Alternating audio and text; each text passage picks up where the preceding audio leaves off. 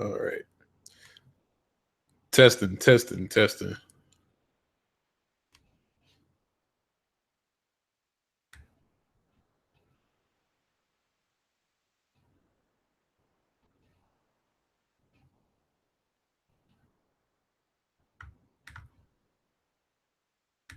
Let's see.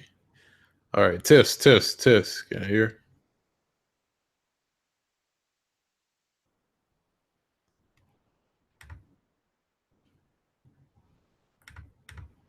All right. Test, test, test. Okay. There we go. All right.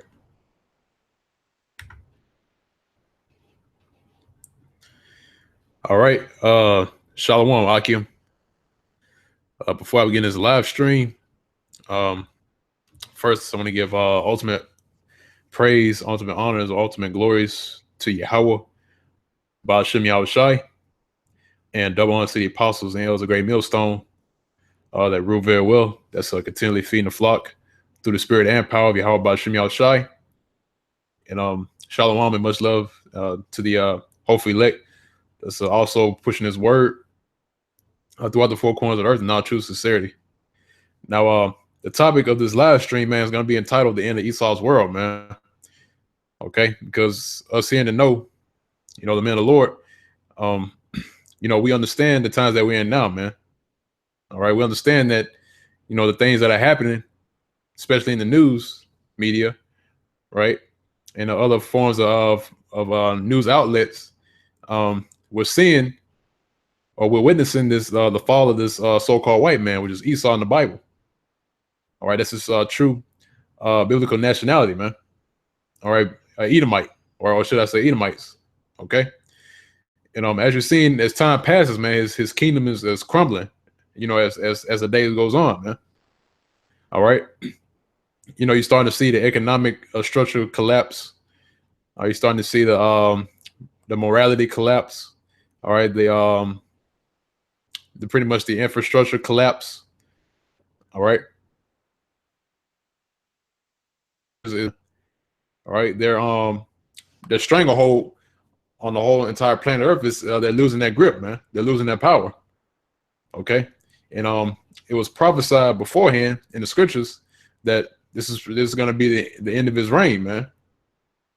All right, this is going to be the end of his reign. This is going to be pretty much the last time that Esau ever has rulership at all, man. All right, this is going to be the last one. That's why Esau is pressing hard right now to push forth his agenda. All right, his New World Order agenda to have pretty much the population under one system. All right, and to be integrated into that into the system, man. Which they're going to do that by way of the mark of the beast, which is the RFID microchip or NFC microchip, however you want to call it, man. Okay, and that's pretty much their agenda, and also their agenda is to reduce population by 500 million. All right, and that's actually laid out on the Georgia Guidestones. All right, why is that, man? Because really, they want everything to themselves, man. All right, and they're only looking for individuals who are pretty much supporting their agenda, man. Those are the ones that pretty much they're for it, man. They're all with it. Okay, and the ones that are not with it, all right, especially us, the Hebrew Israelites, and especially the Edomites, that call themselves patriots. They're against their New World Order agenda. All right, pretty much the elites deem them as undesirables. All right, and really, what they're gonna plan to do is kill them, man. All right, that's their way of reducing population. All right, they do it by the food. All right, the medical industry. All right, the air that we breathe in. All right, spraying chemtrails in the air, which we've been seeing a lot of that recently, man. We've been seeing a lot of chemtrails being pushed out in the air, man. Especially here in the South, man. All right, even in Texas, man. All right, so that lets you know that this devil is hard pressed to get his New Order agenda started, man. Why is that? Because I mean, as you saw in recent news, World War III is around the corner, man, and it's about to jump off. That's why they're in such a hurry to get their agenda to get their agenda started with, reach their goal. Okay. But it's like I said before, man, it's foretold in the scriptures that this is gonna be their last end, man. All right, it's gonna be the end of Esau. After this kingdom is expired, then Esau is not gonna have rulership anymore. He's gonna be completely done away with. But before that happens, he's got to serve that slavery, man. If you go to the book of Revelations, chapter 13, verse 9, or verse 10, it says, he that liveth in the captivity shall go into captivity, and he that killeth with the sword must be killed with the sword. All right. It says here in the patience and the faith of the saints, and we're patiently waiting for that because we actually see it right in front of us, man. All right. We see it right in front of us, and it's about to jump off, man. You're about to see a prophecy unfold right before your eyes, man. Okay. But let's go ahead and jump off into the live stream. Let me see if I can get the screen share up for you, Aki. Let's see.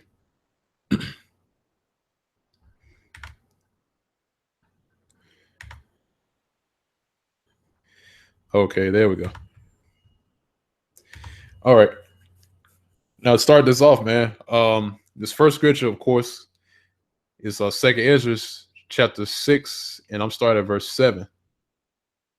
And it reads, then answered I and said, and this is Ezra speaking.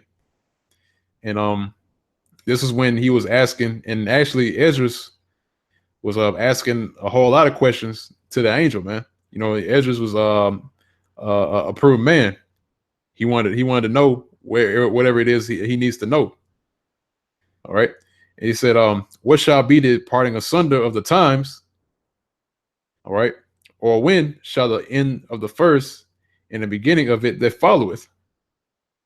All right. So in other words, he's asking, you know, when is this is going to be the first end of what rulership that we're in, because really this is pertaining unto these times now. All right. That's why he asks, when shall be the end of the first and the beginning of it that followeth? All right. Because Ezra has understood that in the coming future that you know, just simply put it to you like this, he already knew that Esau is going to be in rulership, or should I say the wicked was going to be in rulership. All right. And that afterwards is going to be peace on earth. All right, after that rulership is over. But if you go to I believe it's Second Thessalonians, if I'm recalling it right, it says then that wicked shall be revealed, which is the son of perdition, because back then they didn't understand who was wicked at that time. And see, now we're in this time now, it's 2017. Now we know who the wicked is, man. Now it's revealed who the wicked is. So Ezra's asking, when shall be the end of the first? In other words, when the wicked rule is going to be over, and when it's going to be the beginning of it, it's going to be a righteous kingdom again. Right now, this is verse 8. And he said unto me, from Abraham unto Isaac, when Jacob and Esau were born of him, Jacob's hand held first the heel of Esau. Now, see, that was all spiritual, what had took place when Jacob and Esau were born. All right, because like it says right here, Jacob's hand held first the heel of Esau. And I got this right here on deck, and I'm gonna go ahead and read it for you real quick. But before I do that, let me do this.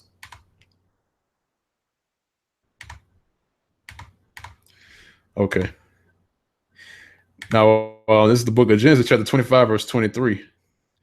And it says, and Yahweh Ba'Shem Yahushua said unto her, talking about Rebecca, it says, two nations are in thy womb, and two manner of people shall be separated from thy bowels, and the one people shall be stronger than the other people, and the other elder shall serve the younger.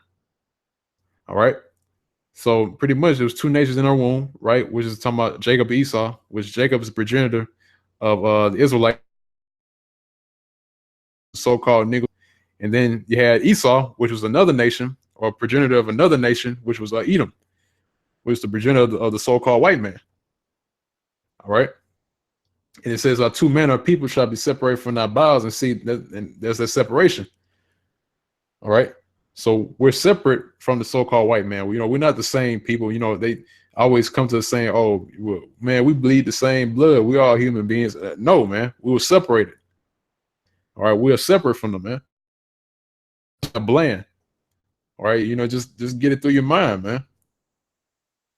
All right, and that's how we really feel about it, man. Because he's your enemy. He's your natural enemy. There's a reason why in the scripture in Genesis 25, you read up um, a verse or two above that, you'll see that we were struggling in the womb. All right, we were fighting in the womb because we're going to be separated. All right, we're gonna fight against each other. We always gonna fight against each other. And we still doing that to this day. Okay, and it says, one people shall be stronger than the other people, which that's obvious. All right, so-called Neo-Hispanics and Native Americans, every area that there is, man. All right, and this, we're pretty much the facts show it, man. The evidence proves that. All right. And, they always call us, oh, well, you guys are,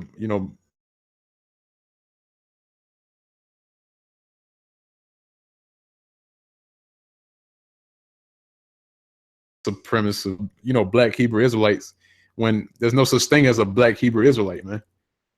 Now you pull me one black Hebrew Israelite and you show me that one black Hebrew Israelite that's actually the color black, man. You're not gonna be able to find me not one. All right, because we already know what the color black is, right?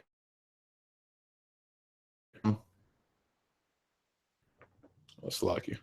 Yeah, they put that stigma on us to pretty much to demean us, man. Calling us black, which we're not really black. We're a shade of brown. Okay, and really Esau is not white. All right, he's red. Okay, because the blood showed forth through his skin. And it says, I'm reading on. It says, "And the elder shall serve the younger."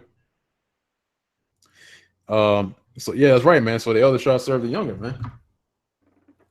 All right. Slack you. A little slight interruption. Let's check the chat real quick. Okay, it's all good.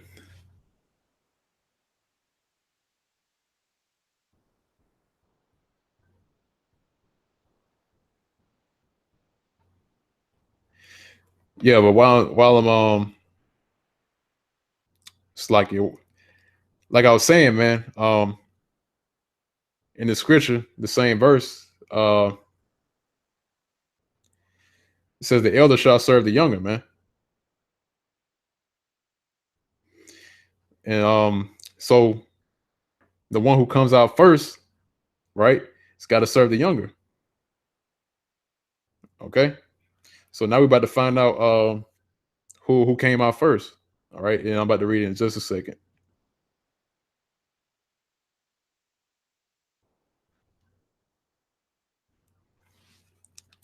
Now, verse 24, it says, "And when her days to be delivered were fulfilled, behold, there were twins in her womb. And the first came out red all over like a hairy garment, and they called his name Esau." All right, so he's the elder. All right, he came out first. So the first came out red all over like a hairy garment, and they call his name Esau, right? Which Esau, if I remember, if I'm pronouncing it right in the Hebrew, is Aishash, which means wasted away is he. Okay. Now, verse 26 is saying, after that came his brother out, and his hand took hold of on Esau's heel, right? Like we read back in 2nd Esdras, chapter 6. And his name was called Jacob, in which the word Jacob, his name was Yaiquab in the Hebrew, which means supplanter.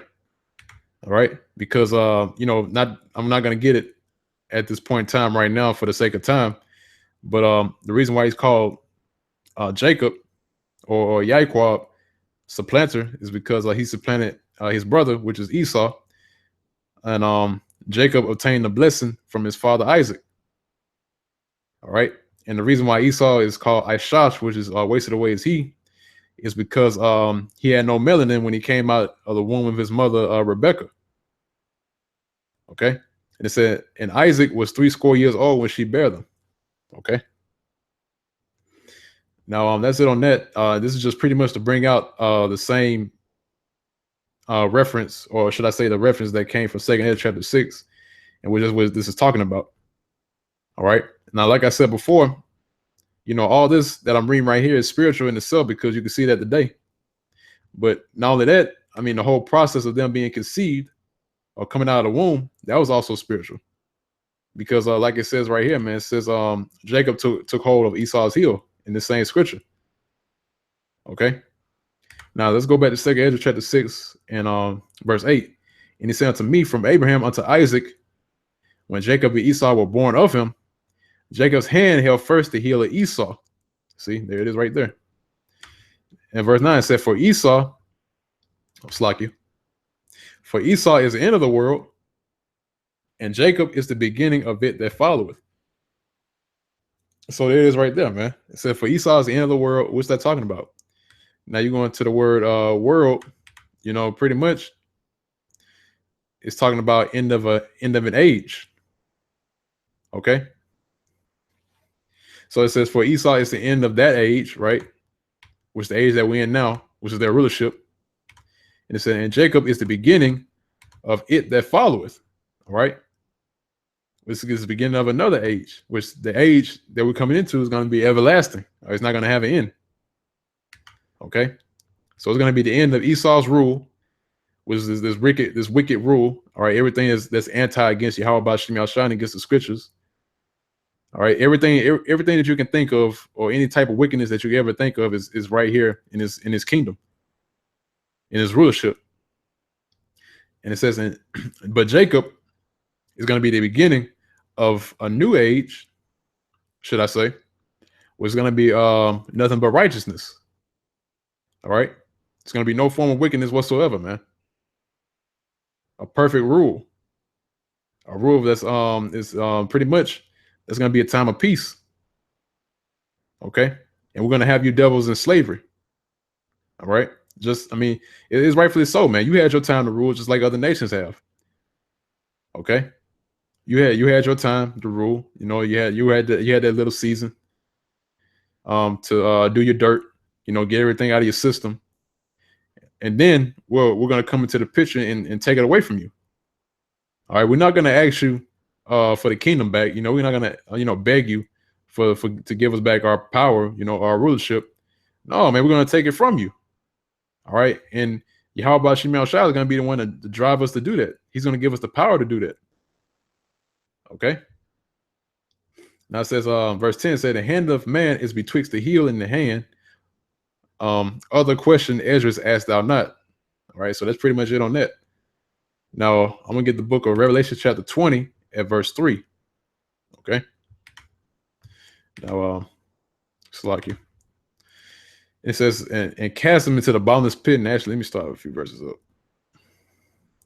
Right. It's Revelation chapter 20, verse 1. And it says, and I saw an angel come down from heaven, having a key of the bottomless pit and a great chain in his hand. And he laid hold on the dragon, that old serpent, which is the devil and Satan, and bound him 1,000 years. All right. Now that bottomless pit is talking about during the time the dark age, Europe today. Now it says he laid hold on the dragon, that old serpent, and the reason why it's called that old serpent is because pretty much going all the way back to Adam and Eve.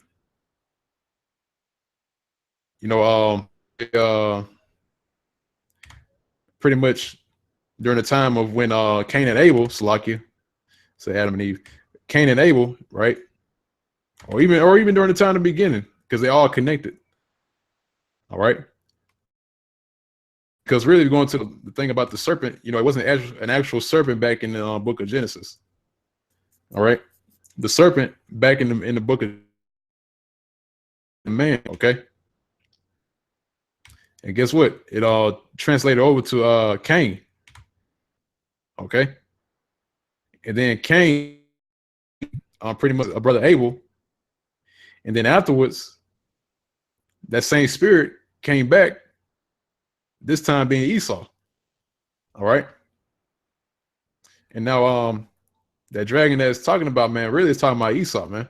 That old serpent, which is the devil, right? Because yeah, he is a devil. He's because the word devil, you go into the word devil means diablo, which means a deceiver. And it says, and Satan. And you go into the word Satan, it doesn't mean uh Lucifer as people, deem him as, saying that he was cast out from heaven, and he pretty much went in the ground, and he's creating mischief. No, man, Satan, the word Satan means adversary. All right, because if you go into the word Lucifer, it just means light bearer. Okay, that's all the word Lucifer means, is light bearer. Because the light bearers of the left hand side is Esau. All right, the left hand side being on the side of wickedness. But then there's another light bearer, which is on the right hand side, which is us, starting with the how about Shem Shai. All right, and then the apostle elders on down. All right, because we're the light bearers on the right hand side, and then you have the so-called elites, the bankers. All right, the super rich on the left hand side. That's the light bearers, because they're in the know too. They know almost everything that we know to a certain extent, but they refute the fact that they're going to go into slavery and that the kingdom is going to be taken out of their hands. Okay, and it says, and bound him 1,000 years.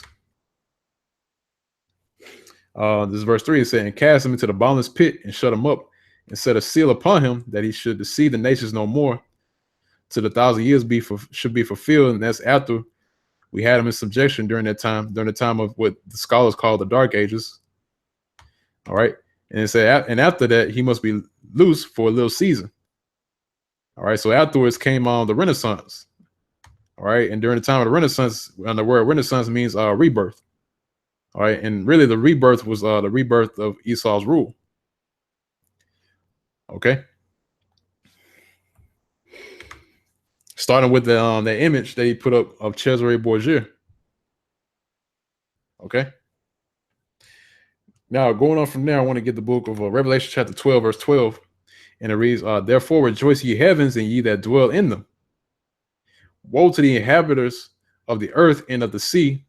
For the devil, there was that word devil again, was once again, diablo, which means deceiver, is come down unto you, having great wrath. All right, Esau coming down, having great wrath, because he knoweth that he hath but a short time. All right. So pretty much, man, they say he knoweth that he had but a short time. So these devils know they got a short time to rule. I mean, look at what's happening, man. They know that they have so little time to enact their New World Order agenda. All right. So that's why they've been pressing hard on these chemtrails and, pretty much trying to off the population, trying to reduce the population, should I say, and to get things kicking, man, to initiate that the mark of the beast was the microchip technology, man. Okay.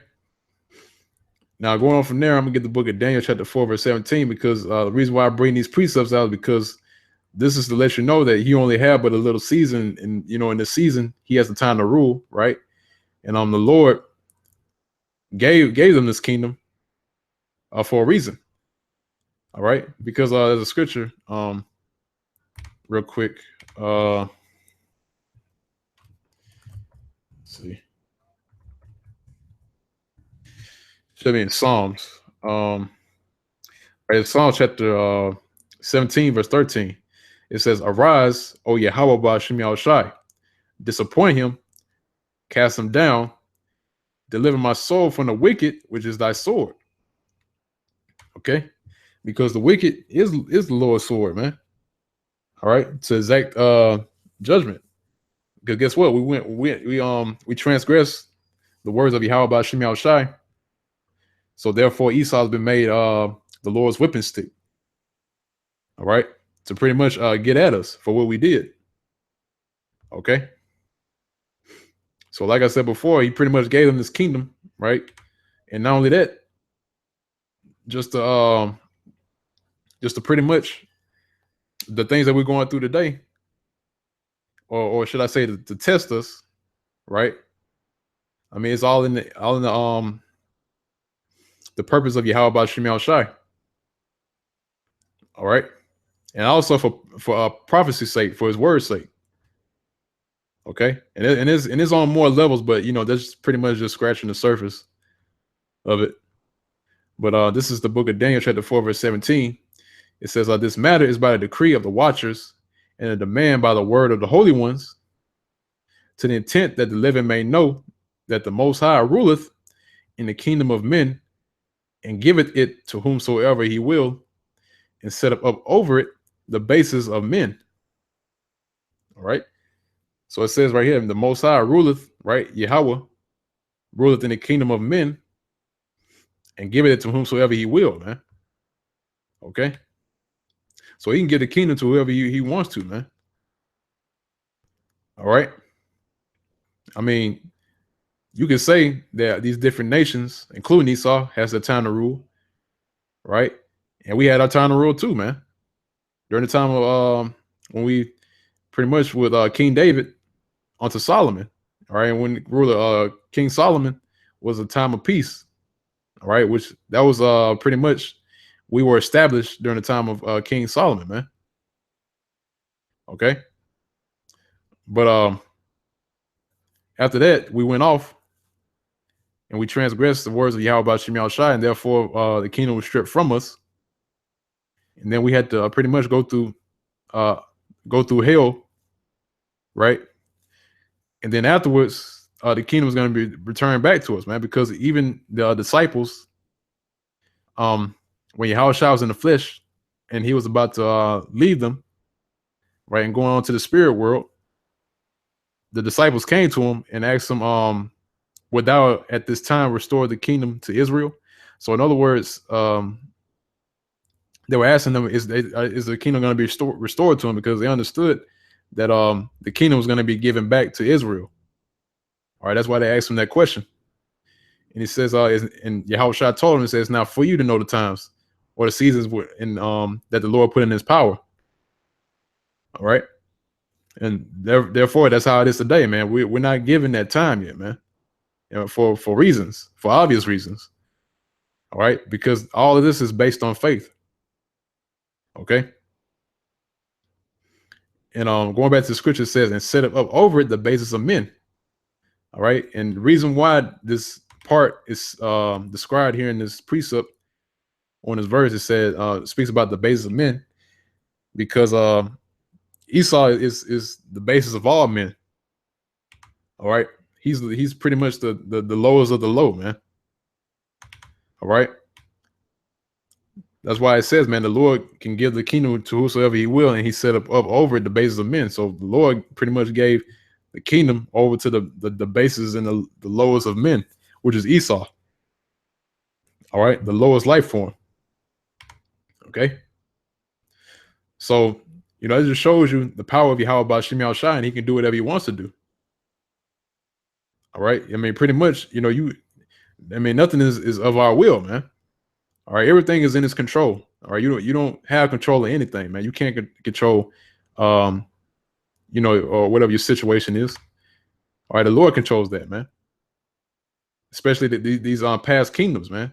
The Lord controlled it. All right, he pretty much had ordained who was going to rule, who going to have that time to rule, and the time that we're going to fall. Just like this kingdom now, this kingdom that we're in, which is America, is going to have their time to rule, and then it's going to fall, in which we're seeing that now.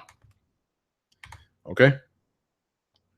Now it says, going back to scripture, it says Romans, Revelation chapter 9, verse 12.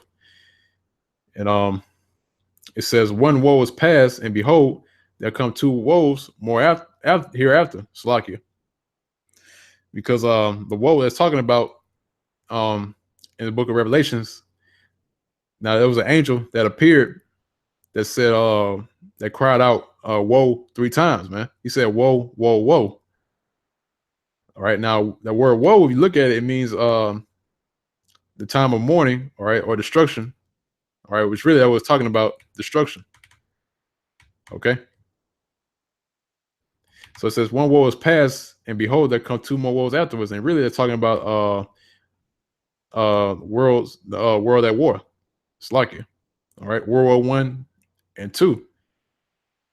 All right, and then three. All right, because it says one war was past, right, which is World War I. And it said, "Behold, there come two woes more hereafter." All right, so it's going to be two more afterwards, man. So it's going to be two more world wars, right? It's going to be World War II, and then it's going to be World War III. All right. Now, let's see. Yeah, I know it's more on this. Let's see. Okay, going down just a little bit. Now, this is verse 15 because this ties in to the end of Esau's world, man. Okay, because with this next coming war, pretty much is just like a domino effect. All right, if you have this next war come in, then that's going to drive the other nations to attack America. Because guess what? There's a scripture in on the book of Joel. I believe I got it right here. Yep. Now let's see if I can find it real quick. It's like it. Bear me for just 1 second.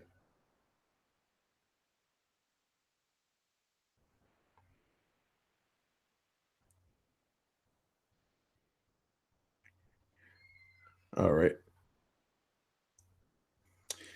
All right. I'm gonna just read this. This is Joel chapter 2, verse 8. It says, "Neither shall one thrust another; they shall walk every one in his path, and when they fall upon the sword, they shall not be wounded." All right. Now, verse 9 says, "They shall run to and fro in the city; they shall run upon the wall; they shall climb up upon the houses; they shall enter in at the windows like a thief." Okay, because really, this scripture goes right along with this scripture which I got right here in Romans. It's like it. I keep saying Romans, Revelation chapter 9, verse 15 on down. All right, because really, Joel chapter 2, verse 8 is talking about is those thermonuclear missiles, man, ICBMs. Okay, that's why it says neither shall one thrust another. So none of those missiles are gonna hit each other, man. And one's not gonna run to another. All right. Now the scripture I was looking for actually was talking about the nations, right? Because here it is right here. Now this is Joel chapter 3, verse 10. It says, "Beat your plowshares into swords and your pruning hooks into spears. Let the weak say, I am strong." Okay, because guess what? The other nations, or should I say, some of the other nations, right, like Iran, especially Russia in general, China, North Korea, which North Korea is pretty much getting their supplies from China. All right. Now North Korea is getting their hands on that nuclear power capability. All right. So the other nations are getting their hands on that on the nuclear power, man. All right. That's why it says, "Let the weak say, I am strong." So therefore, America is not the only nation that has that kind of capability, that has that kind of technology. All right. Now other nations have that kind of technology. All right. So therefore, that leads me back to this scripture in Revelation chapter 9, verse 15. And it says, "And the four angels were loosed, which were prepared for an hour, in a day, in a month, in a year, for to slay the third part of men." All right. And those four angels represents those angels that was on the four corners of the earth to release the winds. If you go to Revelation chapter 7, it'll speak about the four angels holding the four winds of the earth. All right. And it says, "For to slay the third part of men." Okay. Now it says, "In the number of the army of the horsemen were 200,000, and I heard the number of them." All right. Now, that's not talking about actual horsemen. Okay. Really, that's talking about the ICBMs, man. All right. That number of the army of horsemen. All right. The number of the army of ICBM nuclear missiles, should I say.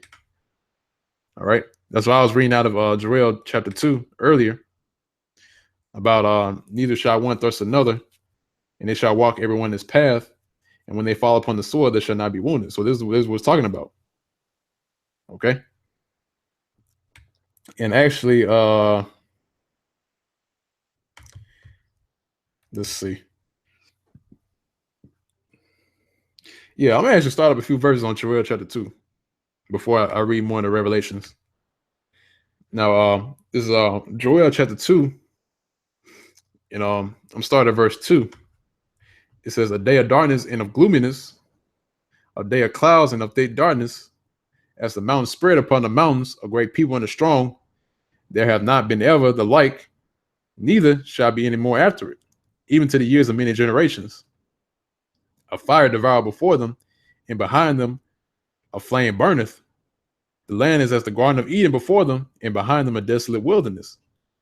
Yea, and nothing shall escape them." So that's right, man. So behind them a flame burneth, and the land is as a Garden of Eden before them, right? As you see right now in America, everyone's walking carefree. They go shopping. They shop until they drop. You get everything on discounts. Everything is dirt cheap, right? And it says, and behind them a desolate wilderness. So after the destruction, or after they hit that mark, then pretty much the cities and the marketplaces that these people enjoy going to is going to be turning to dust. Okay. And it says, yea, and nothing shall escape them. So you ain't gonna be able to escape that nuclear wind. All right. Because even after the missile hit its mark, you got the mushroom cloud, right? And you have the radius, or should I say the blast radius of where it hits. But not only that, you have a nuclear wind, man. All right. That 5,000 degree wind that hits you. All right. It says, the appearance of them is as the appearance of horses, and as horsemen, so shall they run.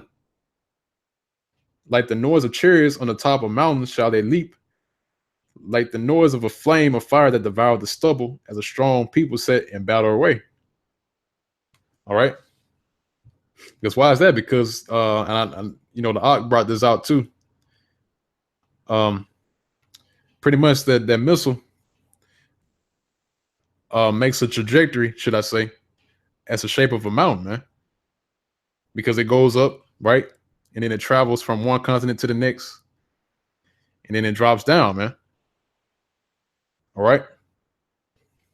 Just like the noise of chariots, right? On tops of the mountains shall they leap. All right. So it's like leaping over mountains, in which that's a trajectory that the missiles make whenever they'll launch and they hit their mark. Okay. It says, like the noise of a flame of fire that devoured the stubble, and it's a strong people set in battle array. Before their face, the people shall be much pain. All faces shall gather blackness. All right. They shall run like mighty men. They shall climb the wall like men of war. And they shall march every one on his ways, and they shall not break their ranks. Okay. Because there's another scripture where it says, they shall, what speaks about Gog and the land of Magog, which that's talking about Russia. It says they shall think an evil thought, and then they shall go into the land of unwalled villages. All right. In which America never even had a fortified wall in this country at all, man. Okay. Surrounding the borders of America, or surrounding the borders of the United States, they never been a wall that's been fortified. Okay. So whenever these missiles make their way here, it's really nothing to stop them. All right. It says, and they shall march every one in his ways, and they shall not break their ranks. So, like I said before, they're not gonna run into each other. They're not gonna they're not gonna have the same course. All right, they're all gonna have their different coordinates, where to hit. Okay, so each missile is a program, so to speak, to hit a particular mark to where it's not going to hit another missile. All right, or the route that they travel from one continent to another, they're not going to run into each other. Okay. It says, neither shall one thrust another, they shall walk every one in his path, and when they fall upon the sword, they shall not be wounded. Okay. They shall run to and fro in the city, they shall run upon the wall, they shall climb up upon the houses, they shall enter to the windows. It's like it should enter in at the windows like a thief. All right, because these people they're not gonna realize the destruction till it's too late, man. All right, and at that point in time, when they do see the missiles, because it's gonna be a time, or they're gonna have a certain amount of time, should I say, to pretty much, as the saying goes, your life flashes before your eyes. All right, you're gonna be thinking about what you did back in in your life, the things that you've done, or the things that you didn't get to do. They're gonna be thinking those thoughts, and on top of that, they're gonna be thinking about us when that happens. They're gonna be thinking about, oh wait, man, those guys were talking about this, man. Oh shit, they're gonna be having those thoughts, man. Okay. Then, as the scripture saying in Ezekiel 33, the very last verse, it says, and when this happened, and yea, it will happen. It said, then shall they know that prophet had been among them. So when this happens, all right, when it enter in at the windows like a thief, all right, when these people don't realize it, or when they least expect it, then they're going to realize that a prophet had been among them. And then at that point, it's going to be too late. All right. Now, that's it on that. I want to go back to the book of Revelation, chapter 9, at verse 17. And it says, and thus I saw the horses in the vision, and them that sat on them, having breastplates of fire and adjacent and brimstone, and the heads of the horses were as the heads of lions, and out of their mouths issued fire and smoke and brimstone. Because looking into the parts of a ICBM missile, pretty much is like the scripture says, breastplates of fire, right? Adjacent and brimstone, in the heads of the horses, whereas the heads of lions, and out of the mouths issue fire and smoke and brimstone, man. So in other words, that's the nuclear warhead. Okay, because you have the missile, right, which is to get pretty much to get the warhead to one part or one continent to another, and then after that it breaks apart. It then goes into the second part of its travel, or its journey towards its target, and then after it gets closer and closer to its target, then it breaks apart again. Then it's the nuclear warhead that drops, and then that's when you that's pretty much ground zero. All right. And it says, by these three was the third part of men killed, right? Because, like I said before, as the parts of the missiles, there are three parts. It said, was the third part of men killed by the fire and by the smoke and by the brimstone which issued out of their mouths.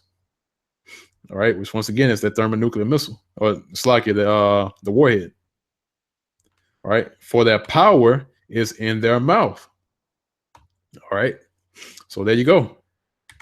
It says, in their tails, for the tails were like unto serpents, right? Because when you see them shoot off, you see those smoke clouds. All right, and as they make their way, it's pretty much it's like serpents, man. All right, the way that they travel. And it says, and had heads, and with them they do hurt. That's right, man. Because when that's where the power, that's where most of the power comes from, man. Is that warhead. All right, because that warhead is the one that's going to do the most damage. All right, because once it hits ground zero, then pretty much you're going to have the blast radius, and then you're going to have the mushroom cloud. All right. Now, going from there, I want to get the book of Zechariah, chapter 14, verse 12.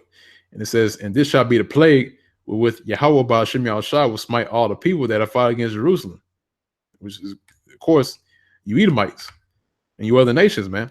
All the ones that are here, including you 2/3 Israelites, all of you that's here on the soils of America, y'all gonna catch this plague, man. All right. And it says, their flesh shall consume away while they stand upon their feet, and their eyes shall consume away in their holes, and their tongue shall consume away in their mouth. All right. Now, a perfect example is that movie Terminator 2 Judgment Day. Sarah Connor, when she had the nightmare. Right, when she had that nightmare, she was pretty much yelling out to the kids, the families, trying to tell them to get out of the way and run away. But, they couldn't hear her because, of course, it was a nightmare. In which, that's how we feel, man. All right. Even though we understand that Jake is not going to understand, but, whenever we lift up our voice, right, and we tell them what's about to happen, it falls on deaf ears. It's like like they don't hear us. All right, and then when it happens, that's it. Okay, but in a nightmare, when that when the city was destroyed by thermonuclear fire, when it exploded, pretty much they all caught on fire and they turned to dust, man. And you saw her flesh consume away from off her bones, right? You saw her skin come off and all the way down to her bones, man, until she was a skeleton hanging onto the fence, man. All right.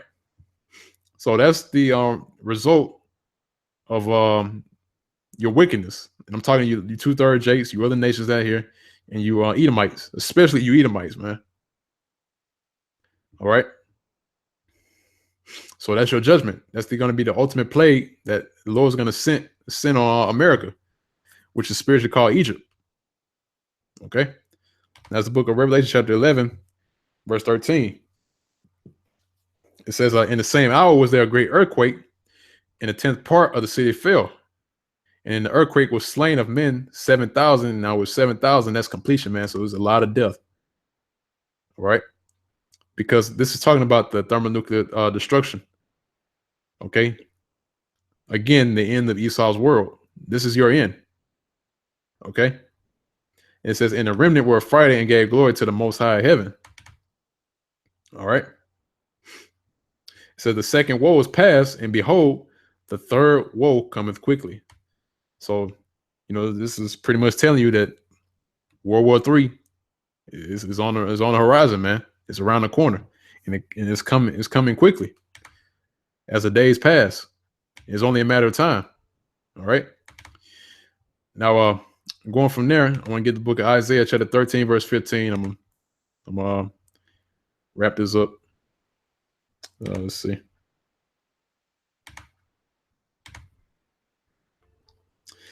Slack just checking. I was trying not to make this live stream too long. This is the book of Isaiah, chapter 13, and verse 15. It says, everyone that is found shall be thrust through, and everyone that is joined unto them shall fall by the sword. All right. Now this is talking about you, Jake, man. 2/3. All right. Because guess what? You pretty much the scriptures say, man, though hand join in hand, the wicked shall not go unpunished. All right. So any of you, Jake, that's pretty much buddy with these Edomites, you're gonna catch it too, man. Okay. You're gonna catch the hellfire, so to speak. Okay. And it says everyone that is joined unto them, right? Talking about these Edomites, is the wicked, shall fall by the sword. Okay. And it says, I'm gonna read this last verse. It said, their children also shall be dashed to pieces before their eyes, their houses shall be spoiled and their wives ravished. So that's pretty much the end result of you, Jake, man. You 2/3. Okay. That is the end result of aligning yourself with the wicked. Because scriptures say, man, why, what a fellowship does light have with darkness? Okay, because us being the Hebrew Israelites, we're of the light, man, and they're of darkness. Okay, so why do we have a fellowship with them, man? Okay, that's out of whack. That's out of you're pretty much disturbing the balance, should I say? Disturbing the harmony of the of pretty much this realm that we're in, man. This existence. All right, trying to find words to explain it, but pretty much the equilibrium, should I say? All right. Now, this is Job chapter 20 and verse 18. This is the very last verse, and I'm gonna wrap it on up. It says, that which he labored for shall he restore. Talking about Esau, right? Because really, this whole chapter 20, is talking about Esau, man. This go Slacky, I can. Job 20 goes in on Esau, man. Now, this verse 18 again, it said, that which he labored for shall he restore, and shall not swallow it down. So he's not going to be able to fully enjoy his New World Order agenda. I'm talking about the so-called elites. Okay. It says, according to the substance shall the restitution be, which the restitution means exchange, right? Or restoration. Okay. And it says, and he shall not rejoice therein. Okay. Because guess what? For the wickedness that he's done to our people and all the things that he took from us, he's got to restore that, man. Okay. And not only that, he's got to give something in exchange for what he did to us. All right. That's why it's called restitution. Right. Because there's no way that Esau is going to be able to pay us back reparations. There's no way. Because like the scriptures say, man, Israel has the sand of the sea. So really, Esau's got to pay for the whole nation of Israel, which he's unable to do that. Because if he ever did that, then the money that he had to give over will be in the quadrillions. All right. Yeah, that's the actual number, quadrillion. All right, which is actually I'm trying to think. And $1 million is 3 commas, $1 billion is 4 commas, $1 trillion is 5 commas, but a quadrillion is 6 commas, man. Okay. So with that, man, that lets you know that, Esau, he's got to pay back with something else other than money. Money's not going to do it, man. Not for the amount of bloodshed that he's pretty much shed throughout the course of his rulership. Okay. It's verse 19, because he had oppressed and have forsaken the poor, which is us, we're the poor. All right, because he had violently taken away in house which he builded not. Because Esau, everything that he has, or everything that he claims himself to be, or that he does, it really is not his, man. He doesn't have his own heritage. He doesn't have his own place to pretty much call his own, man. Everything that he has right now has been stolen from his what he claims himself to be, and what he has and what he possesses. Everything is by robbery and lies and deceit. Okay. Because he doesn't keep at home, like the scriptures say. All right. And pretty soon, hey, we know that. I mean, that's a fact. But since you're going to serve your time of slavery, what we were going to do, man, with you? That's the number one question. What are we going to do with you after you serve your slavery? You don't have a heritage. You don't have your own place to call your own, right? And if we let you go, then the same, the cycle is going to repeat itself if we let you go. So the only thing left, or the only option that we have after you serve your slavery, is to off every single one of you. All right. But that's only after you serve your time of slavery, because you got to feel that same pain and that same tribulation and that same hell that we went through, man. Okay. That says verse 20. It says, surely he shall not feel quietness in his belly. He shall not save of that which he desired. Okay. Because right now, Esau he doesn't have no peace whatsoever, man. He doesn't have any peace in himself. All right. He doesn't sleep at night. All right. And it said he shall not save of that which he desires. So in other words, as the scripture goes on in this chapter, man, you're not going to be able to continually go on the way you are, man. You're not going to be able to heap unto yourselves more riches than you already have. You're not going to be able to enjoy the fruits of your labor, so to speak. In other words, your New World Order objective. All right. And verse 21 said, there shall none of his meat be left, therefore shall no man look for his goods. And that's true, man, because after the economy crashed, after the dollar system crashed, then pretty much what this place is good for anymore, man. Dollar system is going to be completely done away with. These other nations are going to be dealing with their own form of currency, which America is going to have no part in it. All right. So therefore, man, the goods that are here in America is going to be pretty much, it's not going to be any good anymore, right? Because the nations are going to cut ties with America. All right. Because America, most of the products that you see here in America are imported. All right. That's verse 22. It says, in the fullness of his sufficiency, he shall be in straits, because he is in the fullness of his sufficiency. He's pretty much at the climax of his agenda, man. He is so close that he can actually stick a fork in it and eat it, man. Is the plate is right in front of him. All right. And it says every hand of the wicked shall come upon them. And that word wicked doesn't mean the people of the wicked. If you go into the word wicked, it means the sufferers. All right. In which we're the sufferers, man.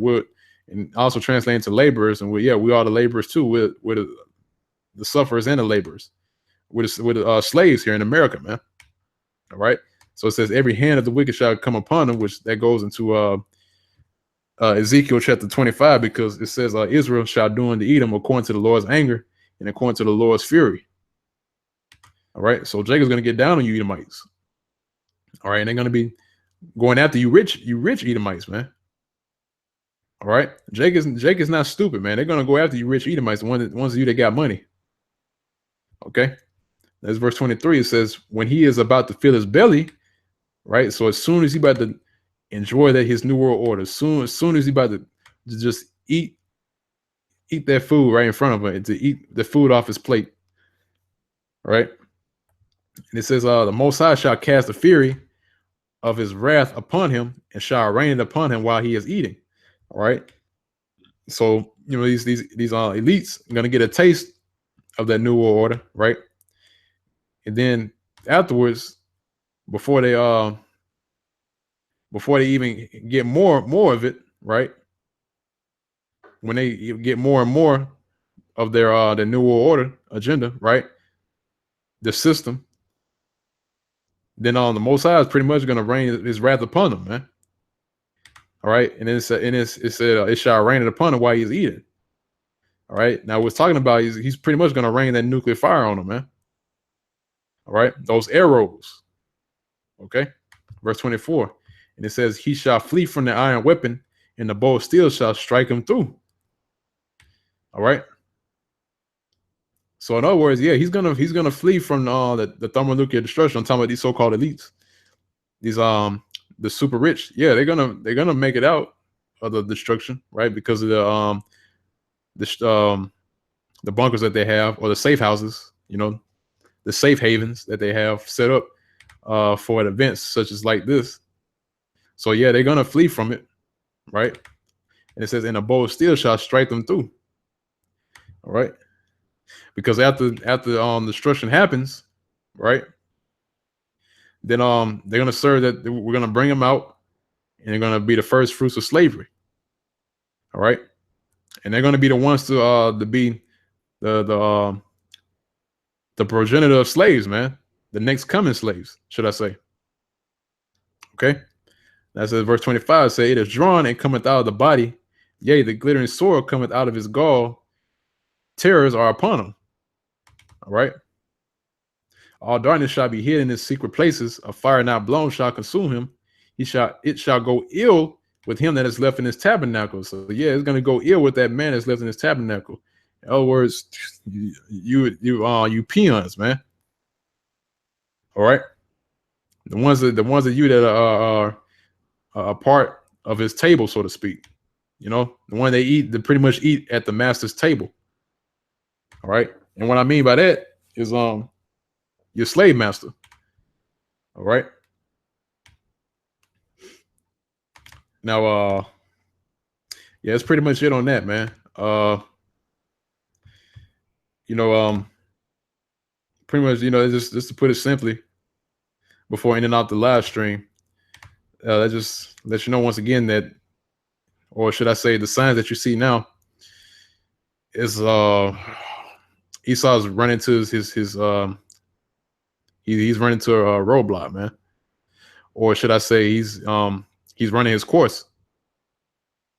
All right. He's just at the end of his rulership. We're at the time where that little season is about to be over with, man. That little season is about to be done with, and that the kingdom is going to be restored to Israel.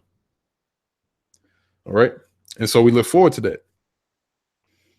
Okay. And there's only a matter of time before we see more and more things happen as the days goes on, man. As World War III gets closer and closer, as we see, right, that's right in front of us, man. Okay. Like I said, it's only a matter of time. I mean, they can tiptoe around it all they want to. They can try to make counter plans, just to avoid it. But no matter what they do, Yahweh Shimei Shai is the ultimate chess master, man. He's the ultimate chess player. He will trump you in every move that you do. He's gonna move you into a trap to where you can't make no choice but to get trapped up in the snare that he set on that chessboard. All right. So it doesn't matter which move that they make. Still, Yahweh Shimei Shai is gonna trump them every time, man, and run them into a trap. Okay. So with that, man, that pretty much ended the live stream. Uh, hopefully y'all can edify with this live stream, and until next time, Father willing, I'll be back with another one pretty soon. Okay. So once again, this was lesson was the end of Esau's rule, all right, or the end of Esau's world. All right, and it's over. All right, it's over for Esau. He's done. He's finished, man. Okay. And I want to give ultimate praise, honor, and glory to Yahweh, Bahashem, Yahweh Shai. And I want to give double honors to the apostles, the elders, a great millstone that rule very well. That's continually feeding the flock through the spirit and power of Yahweh Shemel Shai is still doing his work. Headstrong, man. 30 years plus, can continually continuing in all diligence, man. And must do honors and shalom, peace and safety to the hopeful elect. That's also doing his work. That's doing the same, giving the same diligence, should I say, in all faith, true sincerity. And with that, I'm gonna say shalom.